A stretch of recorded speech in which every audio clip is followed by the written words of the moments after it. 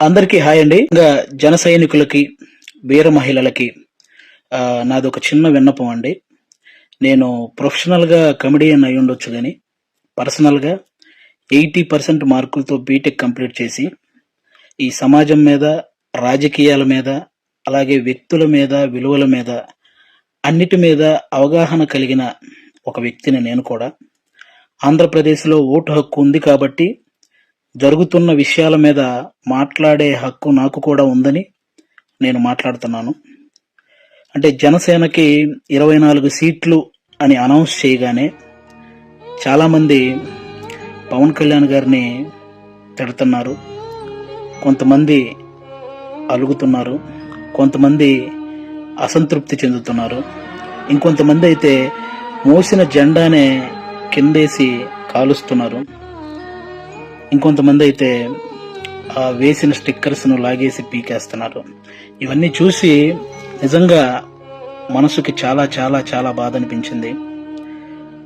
ఒక్కసారి ఆవేశంతో కాకుండా మీ ఆత్మసాక్షిగా ఆలోచించి చెప్పండి. తను నమ్ముకున్న ప్రజలను కానీ, తనతో నడుస్తున్న నాయకులను కానీ మోసం చేసే వ్యక్తిత్వం పవన్ కళ్యాణ్ గారికి ఉంటుందా అండి? పెట్టిన పార్టీకి సపోర్ట్ చేసే మనమే ఇంత ఆలోచిస్తే ఒక పార్టీ పెట్టిన వ్యక్తి ఇంకెంత ఆలోచించుంటాడు? ఒక డెసిషన్ తీసుకోవడానికి తనలో తాను ఎంత మదనపడి ఉంటాడు? ఇది ఒక్కసారి ఆలోచించాలని మనస్ఫూర్తిగా కోరుకుంటున్నాను.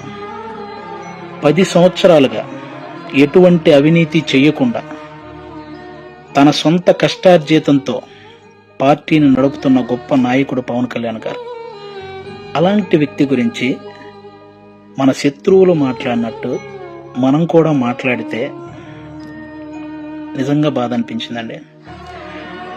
అంటే 24 సీట్లు ఏంటి, అదేంటి, ఇదేంటి అని 2019లో కనీసం ఆయన్ను కూడా గెలిపించుకోలేని మనం అదేంటి, ఇదేంటి అని అడిగే హక్కు నిజంగా మనకు ఉందంటారా?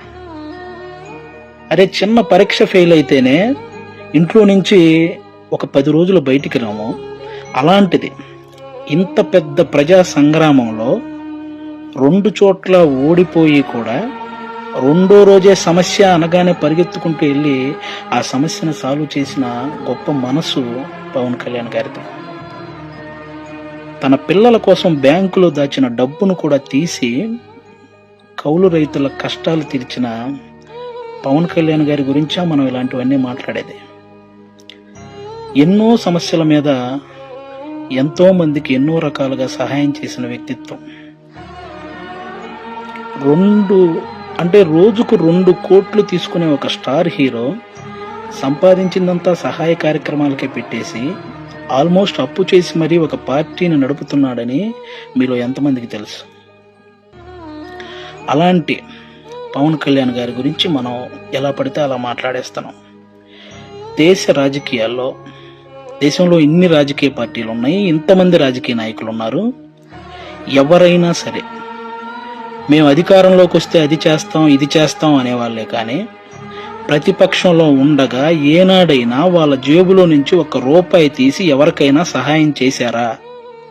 అలా సహాయం చేసిన ఏకైక రాజకీయ నాయకుడు పవన్ కళ్యాణ్ గారు. అలాంటి వ్యక్తిని పట్టుకొని మనం కులాన్ని తాకట్టు పెట్టాడు, పార్టీని తాకట్టు పెట్టాడు, ప్యాకేజ్ తీసుకున్నాడు అని చాలా ఈజీగా అనేస్తున్నాం. అమ్మలాంటి కులాన్ని, పార్టీని తాకట్టు పెట్టే వ్యక్తి పవన్ కళ్యాణ్ గారు. డబ్బుకు అమ్ముడుపోతాడా?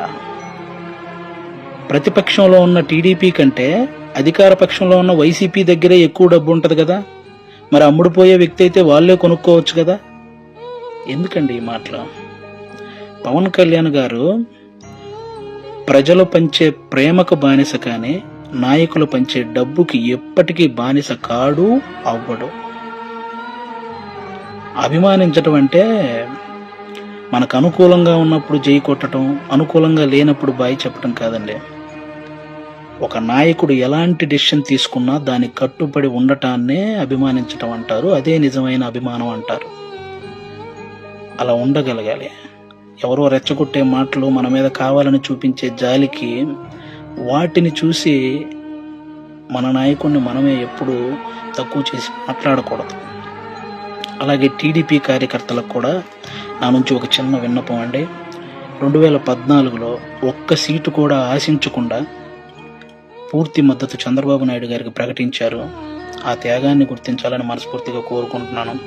అలాగే 2023లో 14 సంవత్సరాలు ముఖ్యమంత్రిగా చేసిన ఒక వ్యక్తిని, పేద కుటుంబాల్లో ఎంతోమంది పేద విద్యార్థులు వాళ్ళు ఐటీ జాబ్ చేయొచ్చు, అమెరికాలోకి వెళ్ళి సెటిల్ అవ్వచ్చు అని ఈ ఐటీని తెలుగు రాష్ట్రాల్లో ప్రతి ఒక్కరికి పరిచయం చేసినటువంటి చంద్రబాబు నాయుడు గారు లాంటి వ్యక్తి ఒక 70 ఏళ్ల పైబడిన వ్యక్తిని జైల్లో పెడితే నిజంగా చాలామందికి బాధ అనిపించింది. అలాగే పవన్ కళ్యాణ్ గారు అక్కడికి వెళ్ళి కలవడం జరిగింది. పొత్తు అనేది పెద్ద సభలు పెట్టి ఆడంబరంగా చేసుకోవచ్చు, కానీ అలాంటి ఆడంబరాలు కోరుకోలేదు. అక్కడ కష్టాన్ని చూశాడు. ఆ జైలు ముందుకొచ్చి అక్కడే పొత్తును ప్రకటించాడు. ప్రకటించిన వెంటనే జన సైనికులందరికీ ఏం చూసించాడో తెలుసా? అవసరంలో మనం ఆదుకున్నాం కాబట్టి అనవసరంగా టీడీపీని ఎవరైనా తక్కువగా మాట్లాడడం కానీ తప్పుగా మాట్లాడడం కానీ చేయొద్దని జన సైనికులందరికీ సూచించారు. ఒక సభలో మనం మాట్లాడేటప్పుడు జనసేన టీడీపీ అని సంబోధిద్దాం, వాళ్ళు మాట్లాడేటప్పుడు టీడీపీ జనసేన అని సంబోధిస్తారు అని కూడా చెప్పి కార్యకర్తల్లో ఒక ఉత్సాహాన్ని నింపారనమాట. అంటే ఒక పొత్తు ధర్మాన్ని ఇంతకంటే నిజాయితీగా పాటించే వ్యక్తి ఎవరైనా ఉంటారా? ఎక్కువ సీట్లు తీసుకొని ఇన్నే గెలిచాడా అనిపించుకోవటం కంటే తక్కువ సీట్లు తీసుకొని అన్నీ గెలిచాడు అనిపించుకోవటం కరెక్ట్ అని భావించి 24 సీట్లకే పరిమితం అయ్యారు. కాబట్టి టీడీపీ కార్యకర్తలందరికీ రేపొద్దున ఆ 24 చోట్ల టీడీపీ కార్యకర్తల ఓటు ట్రాన్స్ఫర్ ఖచ్చితంగా జనసేనకు జరగాలి. ఆయన త్యాగాన్ని రుణం తీర్చుకోవాల్సిన సమయం వచ్చిందని నేను అనుకుంటున్నాను. అలాగే పవన్ కళ్యాణ్ గారి మాటని గౌరవించి జనసేన కార్యకర్తలు కూడా టీడీపీ నిలబడ్డ ప్రతి చోట ఆ ఓటు ట్రాన్స్ఫర్ జరగాలని మనస్ఫూర్తిగా కోరుకుంటున్నాను. చాలామందికి ఈ 24 సీట్లు ఏంటి అదేంటి అని అసంతృప్తిగా ఉన్న వాళ్ళకి ఒక చిన్న ఎగ్జాంపుల్ చెప్తాను. మహేంద్ర సింగ్ ధోని క్రికెటర్ మీ అందరికీ తెలుసు. ఆయన వచ్చిన కొత్తలో స్టార్టింగ్లో డక్అవుట్ అయ్యాడు. ఆ తర్వాత మంచి మంచి షాట్లు కొట్టి ఒక 24 పరుగులు చేశాడు. ఇతనిలో గేమ్ ఉంది అని అందరికీ తెలిసేలా చేశాడు. ఆ తర్వాత గేమ్ చేంజర్ అయ్యాడు. ఆ తర్వాత గేమ్ విన్నర్ అయ్యాడు. ఫైనల్గా క్రికెట్నే శాసించాడు. మన నాయకుడు కూడా అంతే. స్టార్టింగ్లో 2 చోట్ల ఓడిపోయి ఉండొచ్చు. ఇప్పుడు 24 సీట్లతో అసెంబ్లీలోకి 21 సీట్లతో అసెంబ్లీలోకి వెళ్ళొచ్చు, 3 పార్లమెంట్ సీట్లు గెలవచ్చు. రాజకీయం బాగా తెలిసినవాడు అని అందరూ అనుకోవచ్చు. ముందు ముందు ఆయనే గేమ్ చేంజర్ అవ్వచ్చు, ఆయనే గేమ్ విన్నర్ అవ్వచ్చు. మీరు చూస్తుండగానే ఈ రాజకీయాల్ని శాసించవచ్చు. కాబట్టి ఎప్పుడు ఎవరిని తక్కువగా అంత ఈజీగా ఒక పార్టీ నడిపే అధ్యక్షుడు ఎంత ఆలోచించుంటే ఇవన్నీ చేస్తుంటాడని గుర్తుపెట్టుకొని మాట్లాడాలని మనస్ఫూర్తిగా కోరుకుంటున్నాను. ఆయన నిలబడ్డ 24 సీట్లు గెలిపించి ఒక మంచి పొజిషన్లో ఉంచండి. మన మనసులో ఉన్న పొజిషన్కి ఆయనే చేరుకుంటారు. థ్యాంక్ యూ అందరికీ. అంటే 10 సంవత్సరాల నుంచి పార్టీ నడుపుతున్న ఒక వ్యక్తికి 10 సీట్లు తగ్గగానే ఎలా పడితే అలా మాట్లాడుతుంటే 2 డేస్ నుంచి ఏం చేయాలో అర్థం కాక ఒకసారి నేను మాట్లాడాలనిపించి మాట్లాడాను. తప్పు మాట్లాడుంటే క్షమించండి, కరెక్ట్ మాట్లాడుంటే కన్విన్స్ అవ్వండి. Thank you. జై హింద్, జై జనసేన. Thank you.